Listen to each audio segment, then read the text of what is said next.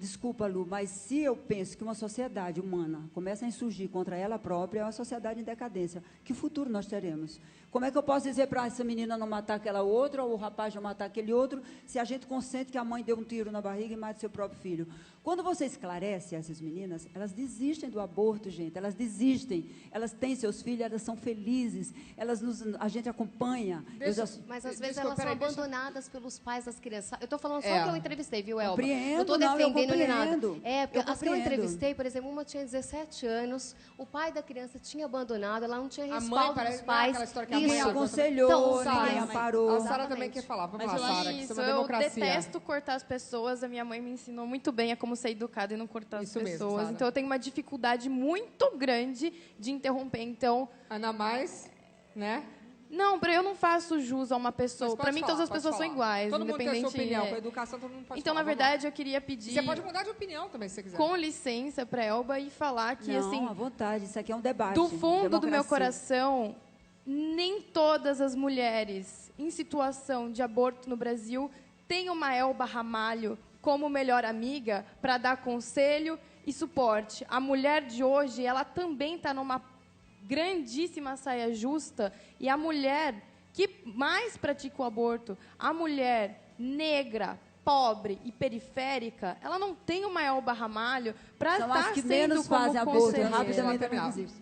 É a mulher que mais sofre violência, inclusive mulheres brancas, de classe média e católicas também praticam o aborto. Então, eu estou aqui sozinha, com mais muitas pessoas aqui, só eu estou defendendo o aborto. Então, eu gostaria de trazer a voz das minhas companheiras feministas aqui para o palco também. Então, eu peço licença para todos os convidados de ler um quote que eu peguei, que uma amiga minha mandou. Desse tamanho, só? É muito menor do que várias pessoas vão falar hoje aqui, que eu imagino. Manda lá. A minha companheira, Ana Carolina Fernandes, me mandou um trecho do texto da Eli Vieira. Quem quiser acompanhar, o site dela é www.elivieira.com. E a Eli, ela escreve assim: a vida, em sentido mais amplo, que inclui os outros animais, as plantas e os micro-organismos, é um processo ininterrupto que começou nesse planeta há aproximadamente 4 bilhões de anos atrás. Por isso é importante reiterar, não é o começo da vida que está sendo debatido, mas sim o começo do indivíduo humano como um ser consciente, dotado de uma mente digno de proteção do Estado. Concluindo, é a mulher, um ser humano adulto, uma cidadã com direitos, quem merece prioridade de proteção, e não um embrião de poucas semanas. Se ela não se sente preparada para cuidar de uma criança, ela deve ter o direito de interromper sua gestação, caso essa gestação esteja no começo e o embrião não tenha cérebro desenvolvido. Deixar as mulheres terem poder de decisão sobre seus próprios corpos é reconhecer um direito natural delas e assegurar que só tenham filhos quando se sentirem que podem trazê-los a este mundo com amor e com saúde, para que o próprio mundo em que crescerão seja também mais saudável. E é por isso que defender o aborto, que o aborto seja uma escolha, não é um crime, é também defender a vida humana. Eu queria, então, perguntar para a bióloga, já que você levantou uma boa pauta aqui, quando que o cérebro, só para entender, doutora Lenise, quando que o cérebro da criança já está formado? Eu estou só seguindo aqui o direito de expressão dela, que também, né, claramente, até pode estar colocando o que outras meninas estariam pensando. Claro. Sim, esse é um argumento que vem sendo muito usado, né? O cérebro, na verdade, por volta das 6 semanas é quando ele começa a se formar, né? Agora, você dizer que uma vida só deve ser defendida quando ela é consciente, né, eu vou discordar desse argumento, né? Porque, na verdade, nós não passamos a ser humanos quando temos um cérebro. Nós desenvolvemos um cérebro exatamente porque nós somos humanos, né? Porque se eu não fosse um ser humano gerado por um homem e uma mulher, eu poderia não desenvolver um cérebro, né? É o ser humano que desenvolve. E eu acho importante também fazer uma colocação em relação a essa questão da escolha, né? Porque eu acho que quantas escolhas a gente faz na vida e se arrepende? Todas nós já nos arrependemos de escolhas que nós fizemos na vida. Mas isso aí nos tira o direito de ter escolha? Não, veja bem, tá? Então, eu tenho que escolher aquilo que é bom. Uma coisa não é boa porque eu escolhi. Eu tenho que escolher aquilo que é bom, né? E eu tenho que ter a alternativa da boa escolha. Então, eu vou discordar, né, de você. Eu acho que é super importante defender as mulheres pobres, negras, que estão numa situação difícil, pensando em fazer um aborto. Agora, dizer que a escolha dela é fazer numa clínica clandestina ou numa clínica legalizada, não é aí que está a questão, certo? Muitas vezes, a Elba tem mais experiência disso, de conversar com mulheres que estão pensando em fazer o aborto. Elas fazem o aborto pressionadas. 80% das vezes, quem escolhe pelo aborto é o homem. Você sabia disso? É o homem que escolhe. É o homem que força o homem que traz o dinheiro para casa, fazer o muitas aborto. vezes, né? Ele que traz o dinheiro. E isso é um problema Ele grande do que patriarcado engravida. também, para você ver como a situação, como o feminismo ele está interligado. Se o homem é o principal provedor do lar, é claro que o homem é que vai tomar a decisão se ela vai abortar ou se ela vai continuar com a criança. Assim como foi um homem que desenvolveu o Estatuto do Nascituro. É até uma pergunta que eu gostaria de fazer para o senhor, né? O que, não se sinta ofendido, porque não é essa a minha intenção, mas o que lhe dá o direito de representar a escolha de tantas mulheres, porque, veja, nenhuma pessoa sentada aqui é negra e eu ouso dizer que nenhum daqui é pobre, entendeu? Todo mundo aqui é de classe média, branco e... Mas vem cá, mas ser pobre me dá o direito de ter uma Não, mas as mulheres que mais sofrem são as mulheres negras da periferia. Entendi. Por que a gente não pensa, então? Desculpa. Calma só, deixa eu terminar de falar. O que lhe dá o direito de representar milhões de mulheres, de tentar escolher por uma mulher, se o senhor nunca vai passar por esse tipo de experiência? De situação, claro. Primeiro eu quero aqui, Luciana, elogiar a coragem da Sara. Claro. Porque é a primeira vez que eu participo de um debate, e é verdade, em tese, aqui nós somos, em tese... claro. 3, 4 defensores da vida, e ela, aqui imparcial, você é mediadora, e está indo muito bem, por sinal.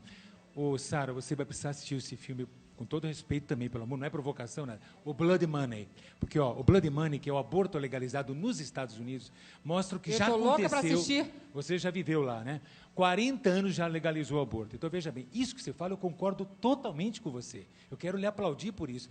O que você fala é verdade. Aplausos para ela, até pela coragem de eu acho que é importantíssimo. Porque muita gente não fala. Eu quero elogiar. Se você não expressa, você não pode mudar de opinião. E a postura dela, ela está tendo uma discussão séria mesmo, correta.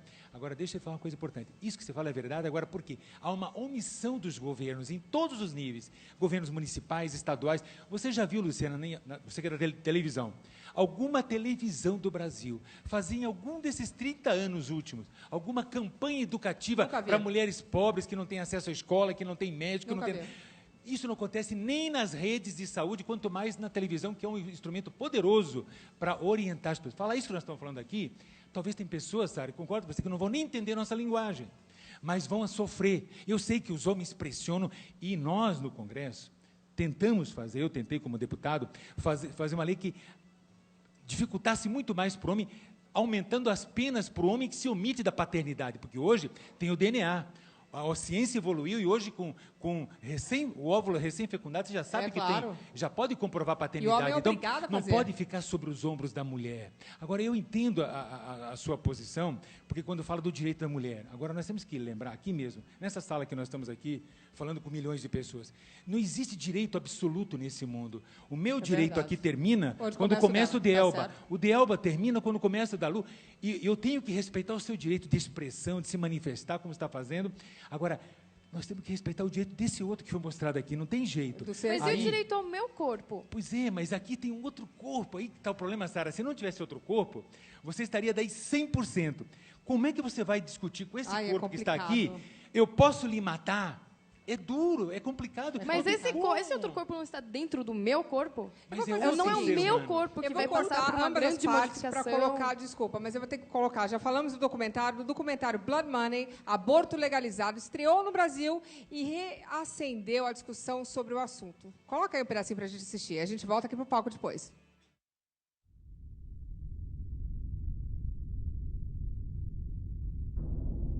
Vida, ela não se define por tamanho. Ela não se define pelo lugar ou por necessidade de um ambiente especial. Ela não se define pelo nível de desenvolvimento, nem pela capacidade de se defender. Nós conhecemos seus sinais. Ela é fácil de se reconhecer. Até mesmo por seus sinais silenciosos e ondas invisíveis. Vida. Nós a reconhecemos quando a vemos. Nós a reconhecemos melhor quando a vemos ser tirada. Um documentário americano estreou no Brasil e aqueceu a polêmica. A prática é regularizada no país há quase 40 anos.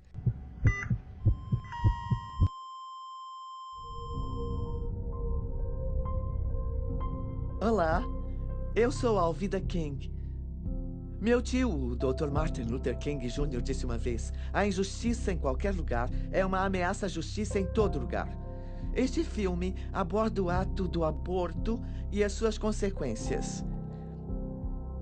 Você vai ouvir testemunhos individuais da vida real e comentários de especialistas ao embarcar nesta jornada que aborda o que acontece na indústria do aborto e como vidas são impactadas. Depoimentos de médicos e pacientes denunciam como as clínicas de aborto disputam os clientes. Mulheres relatam sobre a delicada decisão de interromper a gestação. Isso não afeta apenas a mulher, isso não afeta apenas o pai. Isso afeta a família inteira e desintegra famílias. Como filha única, ela sempre quis ter uma irmã. E quando ela fez 8 anos, percebeu que eu deveria ter tido um filho antes. Havia alguém faltando na vida dela. Aí ela falava: peraí, cadê o bebê? E eu tive que explicar para uma filha de 8 anos de idade o que era um aborto. Está bem, vamos ver se eu entendi isso direito. Ela estava em pé, bem na minha frente, e ela disse: você tinha 16 anos, estava grávida e matou o seu bebê? E eu tive que encarar essa menininha e dizer sim. E eu pedi aos da minha família para irem comigo, mas eles não quiseram ir. Não queriam ir. Queriam que eu fizesse, mas eles não quiseram ir. Alguns homens não tiveram escolha. A mulher optou pelo aborto e eles simplesmente não tiveram controle disso. Na verdade, o aborto rouba o destino. Não só das mulheres, mas dos homens que estão envolvidos. Dos homens que perderam filhos, das famílias deles. Ele destrói relacionamentos. Um homem veio até a nossa mesa. Eu estava no stand e fui explicar para ele o nosso trabalho. E ele olhou para mim e as lágrimas começaram a correr pelo rosto dele. E ele soluçava igual um bebê e disse: já faz 35 anos e ainda dói tanto que parece ainda hoje, sabe? Não podemos mais nos calar. Milhões de vidas de mulheres foram devastadas e os pais são negligenciados, são simplesmente esquecidos. Estou dizendo, a quantidade de pessoas que foram afetadas pelo aborto é incomensurável. Mais que um registro, o documentário coloca em debate se outros países, como o Brasil, devem legalizar o aborto. Elba Ramalho, que abortou na juventude, gravou um depoimento revelando o motivo de ser hoje contra a prática. Me levou a participar do movimento Provida e me tornar uma Provida atuante. Os filhos foi a experiência na carne e na alma do aborto.